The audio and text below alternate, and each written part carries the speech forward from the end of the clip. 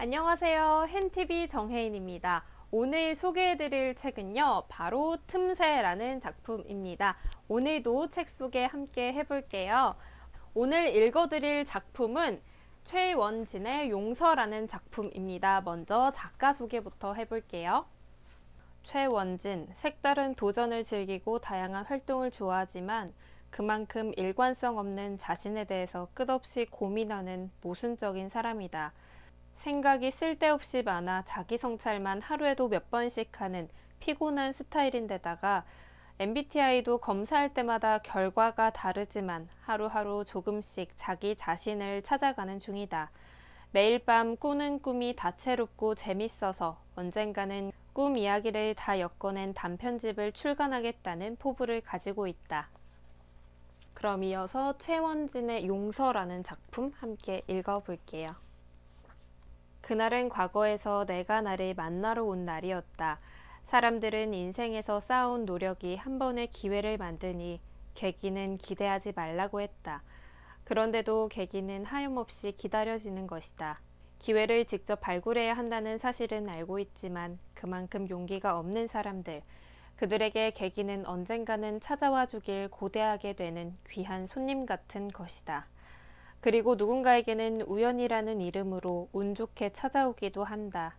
기이한 경험일 수도 있고 평소라면 넘어갈 만한 일상의 소소한 일부분일 수도 있다. 너를 만나는 날이 나에게는 인생의 계기였을지도 모르겠다. 모처럼 온종일 아무것도 예정되어 있지 않은 날이었다. 느지막이 눈을 떴고 한동안 멍한 상태로 누워 무늬 없는 천장을 바라보고 있었다. 방에는 이미 커튼 사이로 햇살이 비집고 들어와 하루의 시작을 알렸다. 불 꺼진 전등, 아직 젖히지 않은 커튼, 이미 바쁘게 돌아가는 바깥 세상의 왁자지껄함이 창문에 막혀 나는 웅웅 소리와 함께 방 안에 오묘한 포근함을 남겼다. 따뜻한 베이지 느낌의 이른 오후였다. 10분 정도 더 여유로움을 만끽하다가 찌뿌둥한 몸을 일으켜 앉았다. 거기에서 또 한 번 완전히 일어나는 데까지 시간이 조금 걸렸지만 결국에는 일어나 커튼을 젖혀 바깥을 바라보았다.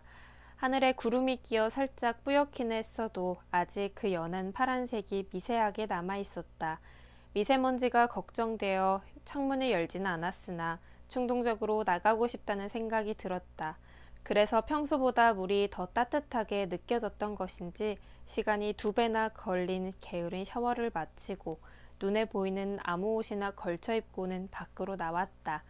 거리에는 사람이 많지 않았다. 간간히 보이는 사람들은 각자 본인만의 하루를 살아가고 있었다. 통화하면서 넓은 보폭으로 휘적휘적 걸어가는 붉은 바지를 입은 여자, 서로를 툭툭 치고 깔깔거리며 웃는 연갈색 교복을 입은 남학생 무리, 큼지막한 보라색 핸드백을 들고 부랴부랴 빨리 걷는 아주머니, 남색 바람막이에 손을 찔러 넣고 무심하게 걸어가는 할아버지, 부웅 소리와 함께 옆을 스쳐가는 민트색 배달 오토바이까지 다른 날과 크게 다를 게 없는 하루였다. 그러다가 그 거리에서 너를 발견했다. 처음에는 그저 스쳐 지나가는 행인 중 한 명이라고 생각했다. 길목 한가운데에 서서 이리저리 둘러보던 너는 앞만 보고 걸어가는 사람들 사이에서 눈에 확 띄긴 했지만 그저 길을 잃은 사람이겠거니 했다. 내가 나를 포착하고 내가 너와 눈을 마주치기 전까지는 말이다. 나를 뚫어져라 쳐다보고 있던 너는 나의 얼굴을 갖고 있었다. 정확히는 나의 예전 모습을 가지고 있었다. 거울 속에서만 바라봤던 모습과 사뭇 다르지만 분명 내가 기억하는 과거의 내 얼굴이다. 그 순간 너를 제외한 온 세상의 명도가 한 단계 내려간 듯 했다. 너의 머리 위 하늘이 조금 더 맑아졌는지 혹은 가려졌던 해가 불쑥 나와 너만을 비췄는지 모를 일이다. 도플갱어를 만나면 죽는다는 설을 난생 처음으로 믿었던 날이었다. 그 믿음은 단순히 머리를 지배하는 것을 넘어 몸에게 도피 신호를 보냈고 그 신호에 부응하고자 난 너로부터 도망쳤다. 열심히 나를 뒤쫓아오던 내가 처음에는 공포로 느껴졌던 것은 사실이다.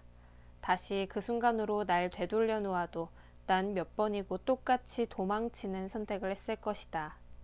소름 끼치는 유사성이 신비함보다는 두려움으로 다가왔고 이성적으로 아무리 판단을 해보아도 와닿지 않는 그림이었다. 그냥 닮은 사람이었더라면 자신을 보고 도망가는 사람을 쫓아오지 않고 이상한 눈길을 보내고 말았을 것이다. 그래서 내가 나의 이름을 불러 나를 멈춰 세웠을 때 등 뒤에서 식은땀이 줄줄 흐르는 기분이 어떤 건지 실감할 수 있었다. 그렇듯 이 만남의 시작은 보고 나면 찝찝해지는 기괴한 스릴 영화의 첫 장면 같았다.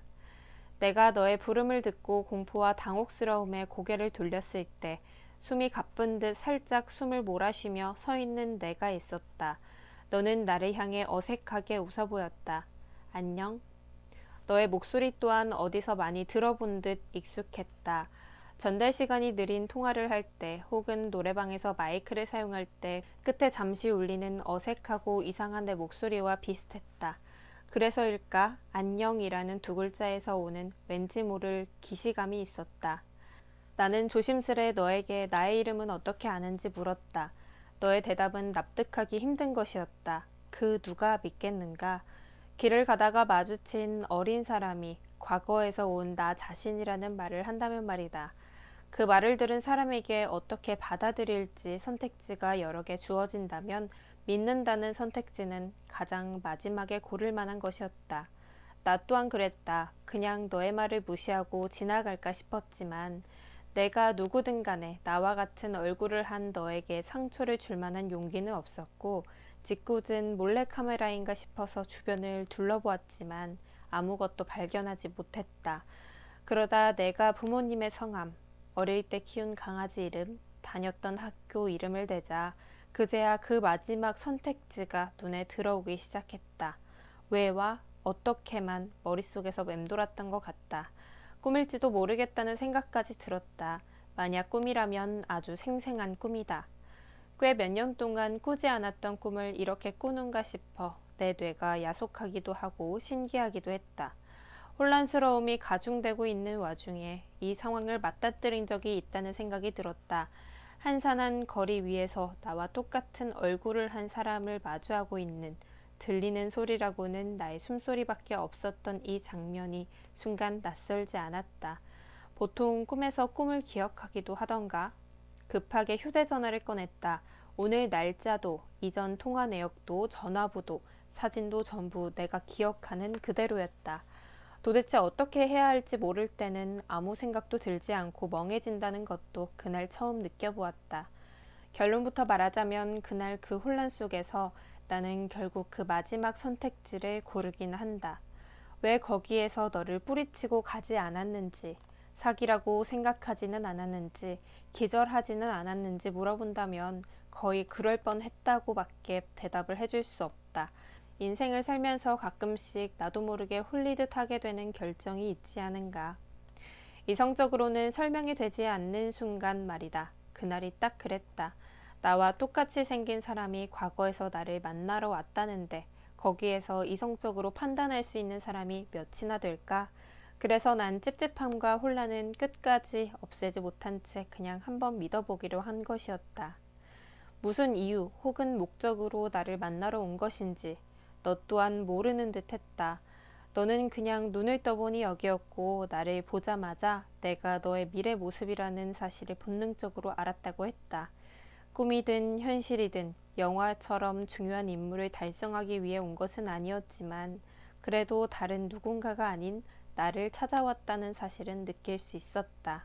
내가 살던 시기의 날짜를 물어봤고 나는 내가 현 시점에서 정확히 10년 전에서 왔다는 걸 알게 되었다.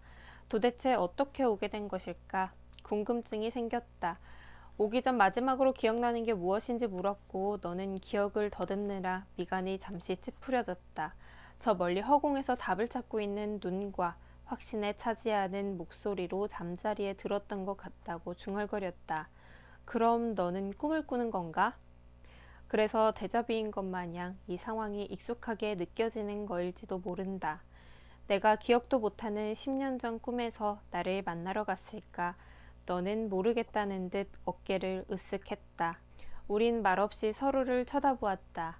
그 순간의 어색함을 깨고자 했는지 너는 그동안 잘 부탁한다며 씩 웃었다. 맑은 웃음이었다. 네, 오늘은 여기까지 읽어드릴게요. 그 이후에도 마찬가지로 이야기가 진행이 되는데요. 뒷부분은 어떻게 진행될지 궁금하신 분들은 찾아서 읽어보셔도 좋을 것 같습니다. 오늘은 최원진 작가의 용서라는 작품 함께 읽어봤고요. 저는 다음 작품에서 또 찾아올게요. 안녕.